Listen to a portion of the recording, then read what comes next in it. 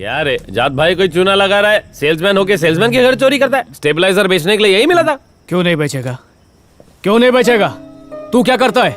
हर महीने कंपनी बदलता है, घटिया से घटिया प्रोडक्ट को भी नंबर 1 बोलता है। कस्टमर खुश रहे या दुखी, बस उसको चिटका दो। और इसको देखो, मोबाइल से महंगा उसका चोरी का इंश्योरेंस बेचता है, बड़े बड़े वादे करता है और बोलकर हंसता है कि चोरी होने पर सब लोग थोड़ी कंप्लेन करते हैं और किए भी तो खाली 5% करेंगे, मतलब बाकी का सारा प्रॉफिट ही प्रॉफिट है।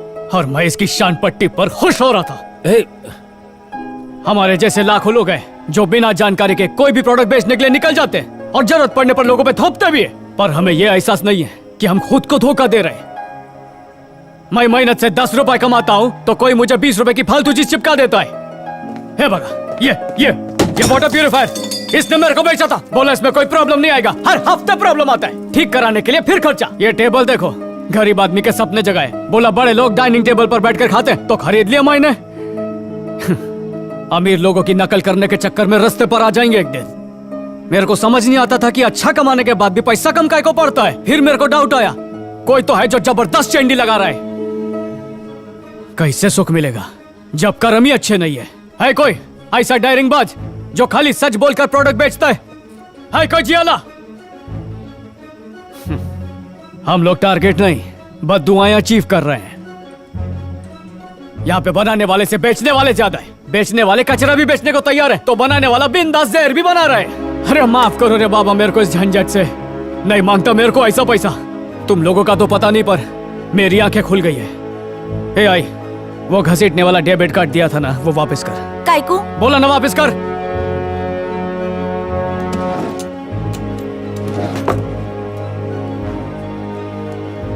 ये नाजायज पैसे से बहन की फीस नहीं भरेगा। अरविंद, कल फीस का आखिरी दिन है रे। कल फीस नहीं भरी तो उसको परीक्षा में नहीं बैठने देंगे। ये हाई के पैसे से एग्जाम देने से अच्छा तो फेल हो जावे। अरे तेरा डोका फिर गया है क्या? अरे तो क्या करूं मैं, क्या करूं? तू बोलती है घर संवारने के लिए काम कर, आज पता चला उसी काम से किसी और का घर उजड़ता है। समझ नहीं आता क्या करूं मैं।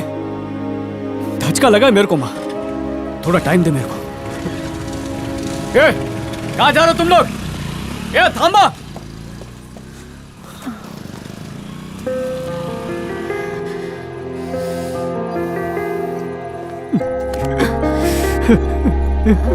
अरविंद क्या हुआ? क्या हुआ बताओ ना कुछ। सब खत्म हो गया रे। पाकिया को सुधारने की जिम्मेदारी ली थी पर उसके मौत का जिम्मेदार बन गया। और जिस काशी को मारना चाहता था उसको मौत के मुंह से बचा के ले आया, दोस्त को मरवा डाला और दुश्मन को बचा डाला। अपनी ही नजरों में घिर गया हूं। अरविंद, तुम्हें ऐसा क्यों लगता है?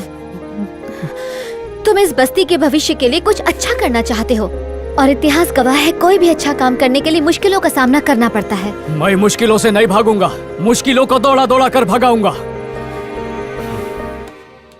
मैंने तुम्हें कितना टाइम दिया था लेकिन कोई इंप्रूवमेंट दिखाई नहीं दे रहा है।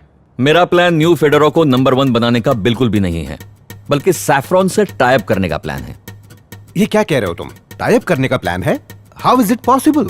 मेरा बेटा इसे पॉसिबल बनाएगा।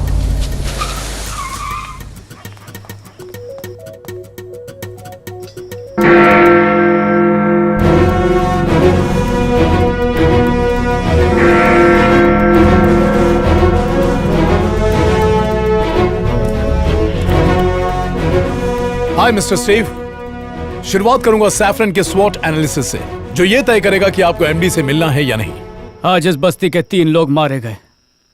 सैयद और बाबू ने काशी के वास्ते जान गंवाई और पाकि बेईमानी से ईमानदारी की जिंदगी जीने के लिए मेरे दोस्त पाकिया ने। मेरे को लगता था खाली बस्ती के लोग गलत काम करते हैं और शहर के नामचीन लोग उससे भी बुरे काम कर रहे हैं। कोई मेहनत से काम करना सिखाता है, कोई शानपत्ती से काम करना सिखाता है, लेकिन कोई भी नेक काम करना नहीं सिखाता है। मैंने सोचा कि अपनी माली हालत अभी सुधार लेंगे तो हमारे बच्चों को किसी के आगे हाथ नहीं फैलाना पड़ेगा। गरीब आदमी क्या करेगा? उसके लिए तो 2 वक्त की रोटी और दिवाली का बोनस ही जिंदगी है। तड़पता तो मिडिल क्लास है जो सपनों के पीछे मरता रहता है। एक मिडिल क्लास वर्कर बन के कुछ दिनों के लिए मैं उनके बीच खुद रहा ताकि उनकी मेंटालिटी को मैं समझ पाऊं। अगर डिस्काउंट मिले तो वो जहर भी पी लेंगे। हम में ये परख होनी चाहिए कि कौन सा बिजनेसमैन हमसे अपना उल्लू सीधा करवा रहा है। मेरे पिता भले ही एमडी थे लेकिन मैंने कभी उनका सहारा नहीं लिया। मैंने अपनी पहचान अपनी मेहनत से खुद बनाई है, तब जाकर सिर्फ सैफरॉन कंपनी को ही नहीं बल्कि पूरे फूड इंडस्ट्री को अच्छी तरह से समझ पाया। गरीब गलती करता है तो उसे खुद भुगतता है, पर जब अमीर गलती करता है तो पूरे समाज को भुगतना पड़ता है। अगर मेरा प्लान कामयाब रहा तो हम रोजाना उनके पर्स से 100 रुपया निकलवाएंगे। अनजाने में हो या जानबूझकर, जो चीज हजारों लोगों को नुकसान पहुंचाती है वो गलत दीजिए। कुछ देश की ताकत है बुद्धिमान लोग और कुछ की कमजोरी है बेवकूफ लोग। हमारे देश में ये लोग बड़ी तादाद में पाए जाते हैं। मैं बोला था मेहनत करेंगे तो आगे बढ़ेंगे, सही बोला था। हम मेहनत करेंगे और कोई और आगे बढ़ेगा। आप विदेशी होकर हिंदुस्तानियों को इतना जानते हैं, फिर मैं तो यहीं का हूँ, आपसे ज्यादा जानूंगा ना। गरीबी से निकलने के चक्कर में टारगेट और डेडलाइन के भंवर में फंसा दिया है। बचत और खर्चे का सिलसिला खत्म ही नहीं होता। मेरी भी यही मजबूरी है, मैं भी गरीब है पर मैं इस सिलसिले को तोड़ के रहेगा। आज से माझा टारगेट है इन लोगों को एहसास दिलाना कि विकास के नाम पे ये जिंदगियां उजाड़ रहे हैं। आज 1 अप्रैल है, मतलब अप्रैल फूल का दिन, और कोई मेरे को बोला था मैं दुनिया का सबसे बड़ा बेवकूफ है। मैं मानता है, पर 1 मई को मजदूर दिवस है और मैं साबित कर देगा कि मैं दुनिया का सबसे अच्छा मजदूर है। अगली बार जब मिलेंगे तो आपको ऐसा ऑफर दूंगा जिसे आप इनकार नहीं कर पाएंगे। कोई मेरा साथ दे या ना दे, मैंने कफन बांध लिया है।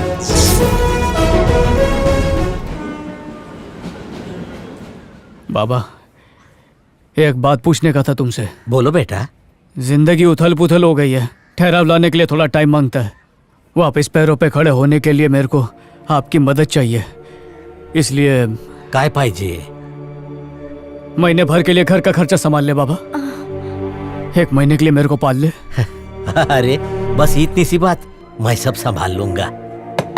कस्तूरी मैडम, कौन है? आपसे बात करनी है। मैं पकिया का दोस्त अरविंद है। मुझे नहीं मिलना, जाओ। मैडम, मेरे दोस्त की मौत का और आपका कोई भारी कनेक्शन है, उसको जाने बिना जाऊंगा नहीं यहाँ से। आप दरवाजा खोलती है कि तोड़ डालूं मैं इसे। आपकी कंपनी के प्रोडक्ट्स मेरे बेटे को अच्छे लगते हैं। होम डिलीवरी हो सकती है? एड्रेस बोलिए, हो जाएगा मैडम।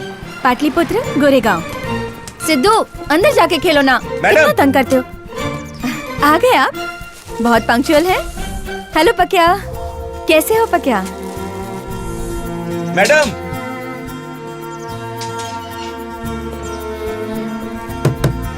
मैडम। हाँ पकिया। हाँ मैडम। मैं जरा बिजी हूँ, सामान दरवाजे पर छोड़ना, मैं उठा लूंगी। और गमले के नीचे पैसे हैं।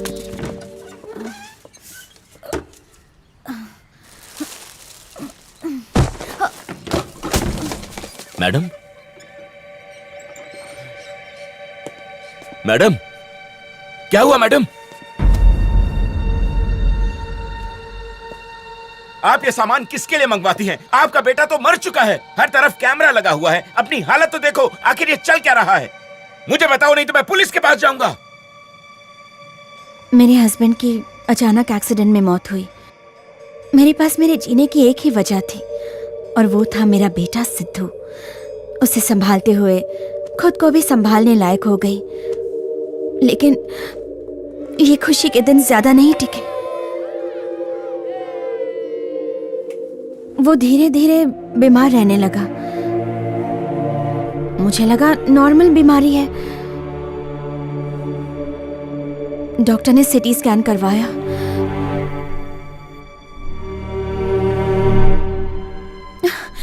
मुझे जिंदगी का सबसे बड़ा शौक तब लगा जब पता चला कि उसे कैंसर था।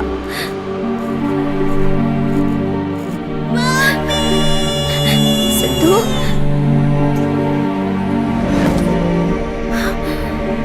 ट्रीटमेंट का कोई फायदा नहीं हुआ।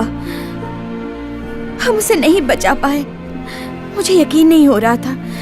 फैमिली हिस्ट्री में किसी को कैंसर नहीं हुआ था। मैं बहुत परेशान थी, इसलिए एक दिन मैं डॉक्टर से मिलने गई।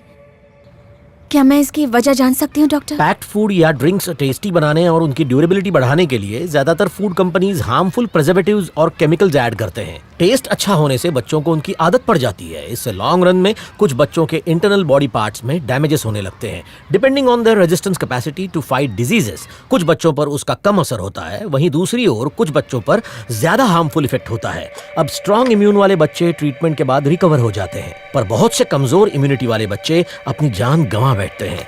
बच्चा कितनी क्वांटिटी में उन प्रोडक्ट्स को कंज्यूम करता है उससे भी बहुत फर्क पड़ता है। ज्यादा प्रॉफिट के लिए फूड कंपनी सस्ते और घटिया इंग्रेडिएंट्स डालते हैं, जैसे आटे की जगह मैदा, आर्टिफिशियल कलर्स, हार्मफुल केमिकल्स जैसे sodium nitrate, high fructose, corn syrup, घटिया क्वालिटी का ऑयल एटसेट्रा। आपके बच्चे का रेजिस्टेंस पावर लो था। लंबे समय तक जंक फूड और पैक्ड ड्रिंक्स कंज्यूम करने की वजह से उसे कैंसर हुआ। ज्यादातर फूड कंपनीज ना तो गवर्नमेंट के सेट गाइडलाइंस और रूल्स फॉलो करती है, ना ही बिजनेस एथिक्स। ह्यूमन वैल्यूज से उन्हें कोई सरोकार नहीं। पेरेंट्स को अपनी जिम्मेदारी समझनी चाहिए। बच्चों को जंक फूड से दूर रखना चाहिए और उन्हें घर का खाना ही देना चाहिए, वही सेहतमंद है। दुनिया में सबसे ज्यादा कैंसर पेशेंट्स जिन देशों में हैं, उनमें हमारे देश का नंबर 2 है। कितने दुख की बात है, हमारी नई पीढ़ी फास्ट फूड की शिकार हो रही है, उसकी वजह से मर रही है। अपने बच्चे के असली कातिल को सजा दिलवाने के लिए मैंने सैफरन कंपनी के ऊपर केस कर दिया। आपके पास क्या प्रूफ है कि सैफरन कंपनी का प्रोडक्ट खाने से बच्चे को कैंसर हुआ है? स्कूल में कुछ गलत खाया होगा, या खाने पीने में प्लास्टिक का इस्तेमाल करता होगा, या फिर हो सकता है आपकी सिंथेटिक साड़ी की वजह से हुआ हो। सबूत ना होने से कोर्ट ने मेरा केस डिसमिस कर दिया। कोई मेरा साथ देने वाला नहीं था। तब मैंने फैसला किया कि मैं खुद सबूत इकट्ठा करूंगी। फिर मैं भी सैफरन के ही प्रोडक्ट्स खाने लगी, वही जहर जिसे खा के मेरे बेटे को कैंसर हुआ था। मैं सैफरन के प्रोडक्ट्स का पर्दाफाश करके रहूंगी।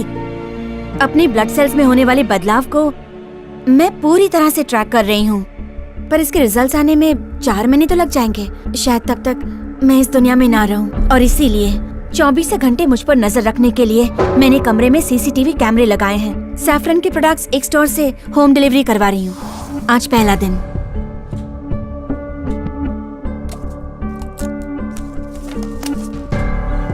ये लो मैडम, चेक कर लो।